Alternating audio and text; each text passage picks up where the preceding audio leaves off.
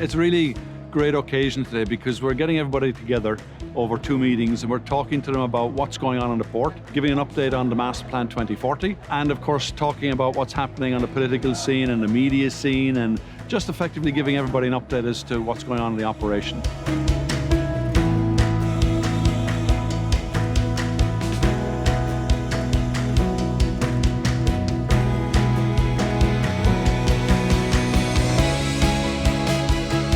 I started 2.5 years ago, and this is the first event where actually all the staff are invited.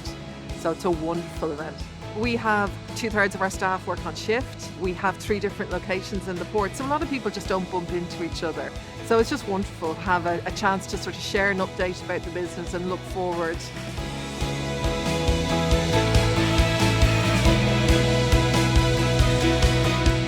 It's great to see everybody, great to meet people in person and catch up. Yeah, just learn about all the plans that are up and coming, the 3FM project, the MP2, and as well there's going to be some great works happening here at Port Centre, renovation work. So yeah, lots of exciting things happening in the future.